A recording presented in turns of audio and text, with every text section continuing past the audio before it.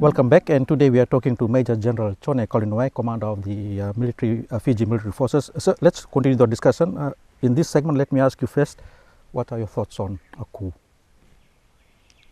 The coup is something that's illegal. It's something that should never happen.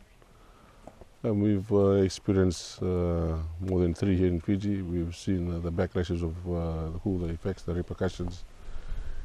It has never done any good to the people of this country. And I think that's the last thing that I have on my mind at the moment. When it comes to a coup, again, the effects that it has is something that no one should go through. Your senior officers, when they go overseas to study, is coup part of their curriculum? Do they go through learning how to conduct a coup? Because reading through history, we learn that previous military officers who did a coup, they learned about it in Sandhurst. No. I think that's the wrong thing. They don't do that. I mean, the learnings are conducted in democratic countries, so the last thing they would want to do is start teaching about coups and how to conduct coups. The idea there is to look at more in terms of security and defense, looking at what is happening around us today, having a much more greater awareness of the growing transitions of security and defense that's happening around us globally. Do you think the military is still hated because of its participation in coups in Fiji? The perception is always there. We will never erase that from the people of this country. That will always be part of the memories of this country. And that's why the RFMF is working very hard to try and reassure the people that the RFMF is transforming, it's changing. It's moving into a different path compared to the last 16 to 24 years. And hopefully we will reach that stage where the people will become a lot more confident to engage and interact with the members of the RFMF.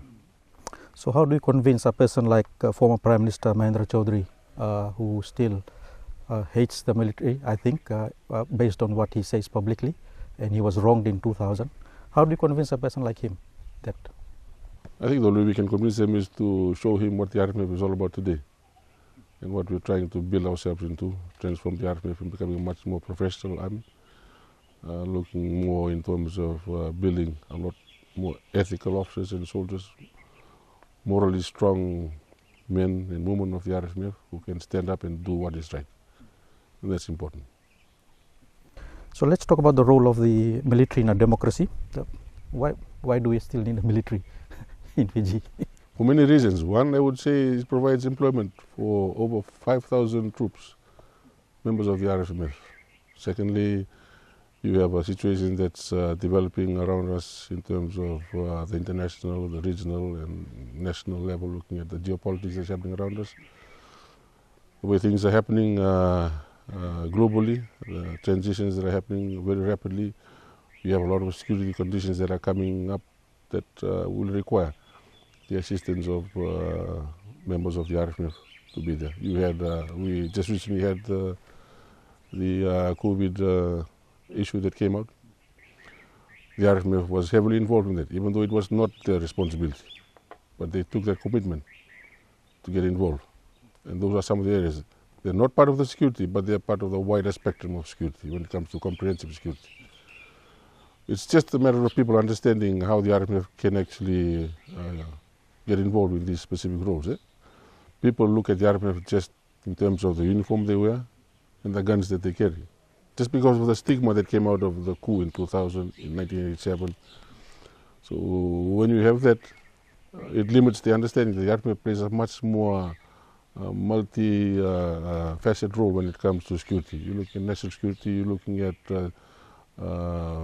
climate security, food security. These are areas where the RFMF can get involved, not by utilizing its core responsibility when it comes to defense, but more so in terms of the manpower, in terms of its capacity to provide logistics, to plan and assist those non-government organizations or the government organizations, even civil society itself. You mentioned a number of 5,000, and with the current defense review being undertaken, will you accept a reduction in numbers if it's proposed? That's a very good question. At the same time, it's a very difficult question for me to answer.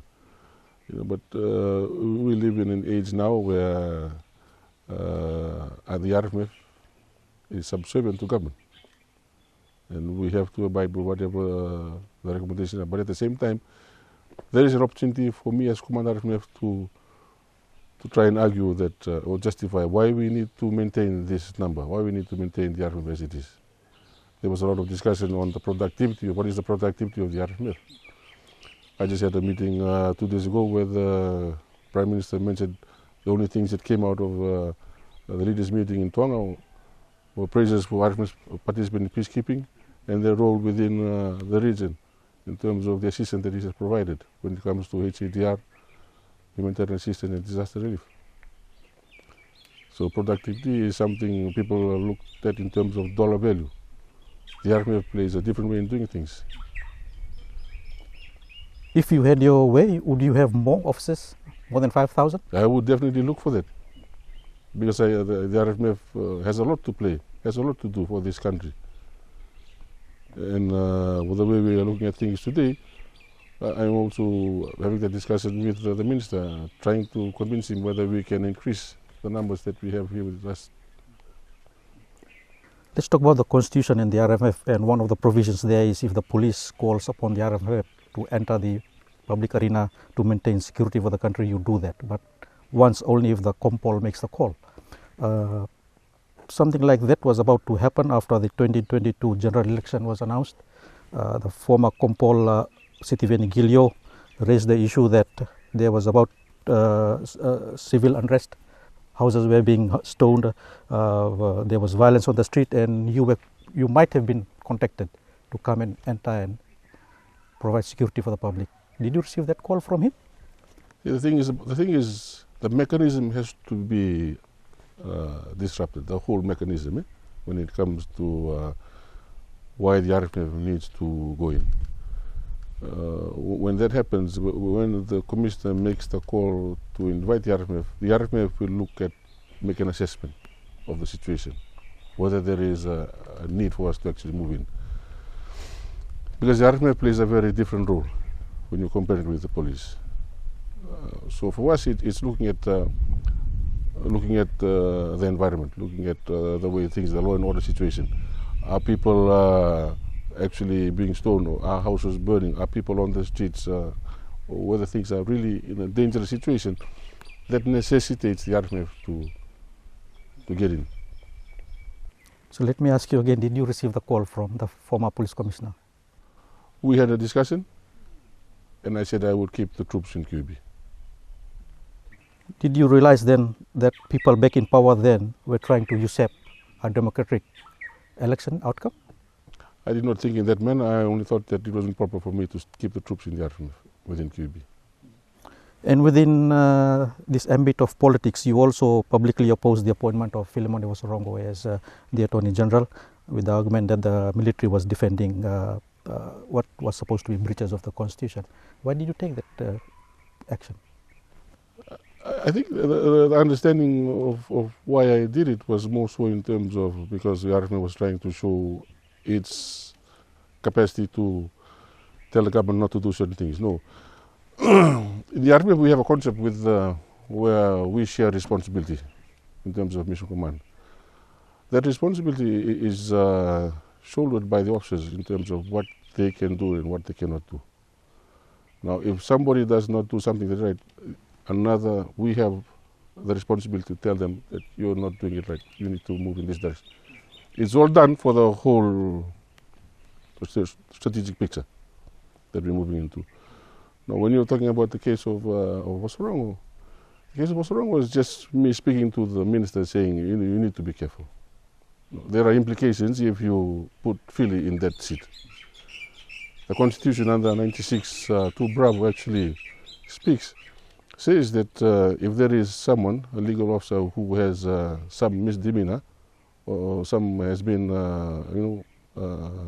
involved in something that was not, then he must not sit in that particular chair. My concern is the repercussions of things happening. So it's my responsibility as a senior officer within the RFMF to provide that advice to the minister. So it's better that we tell him, these are our concerns. To the normal layperson, it will look like the military is putting its power, showing its power, and putting the government on notice. Please keep in line. No, it's a way of us helping the government, assisting the government, just to understand, if you're moving into this space, this is the repercussions. Legally, this is what will happen. Socially, this is what. Economically, this is what. From a security perspective, this is the way we view things. And you will continue to do this if and when you see alleged breaches? That is my responsibility to the line minister. What if the line minister doesn't listen to you? And that's his prerogative as the line minister. And what's the final outcome of that? He will have to answer for that himself. And will you get agitated? Why should I get agitated? I'm playing my part. I'm telling him what needs to happen, my advice, and that's what I need to do. It's part of my constitutional responsibility. The former military commander Frank Bainimarama put Lieutenant Garasi on notice for 4 months before conducting the 2006 coup. Do we see something like that happening? And I beg your forgiveness for asking this question. Will a coup in Fiji happen under your watch? No, it will never happen. Why should I lose everything that we have built from 2022 up until today, the way we are starting to transform the RFMF, the way we are building this restorative reconciliation process with those that have been affected, their families, for a coup? Why should I do that? So the politicians in power have to play their part according to the constitution and everything is fine. That's the law. Do politicians agitate you when you open the newspaper in the morning and you see something that hits you? I always try to keep away from politics because it's not good for me. It's not proper that I get involved with politics. I have officers who provide me with their briefs, with their advice, and that's where I put my eyes and ears on. You spoke about the unity of the military and there will not be a coup under your watch, but all your officers under you, are they on the same song sheet? They know this is a no-no? We've come as far as 2022. That was the most critical moment for us. Very fragile moment. It could have broken there, but we kept things together. We, meaning the whole RFMF officer corps, the senior non-commissioned officers and the soldiers and women of the RFMF. You had a high-level discussion on what way to go to keep the soldiers in KWB. I had to set the direction for them, tell them which way we would be going, why we were doing this, and what would be the outcome for us. And there were no dissenting voices in that room? They will never. What future scenarios do you see in Fiji that could result in political upheaval? I know you have your intelligence officers working on the ground. What scenarios could disrupt the politics of the country? Elections. The way things are happening today in Parliament, again. I mean, things are changing. You had a situation where the opposition now is again split in two. But that's politics. That's for them to resolve. We won't get involved in it. Commander Kalouniwai will take another short break and continue the discussion after that.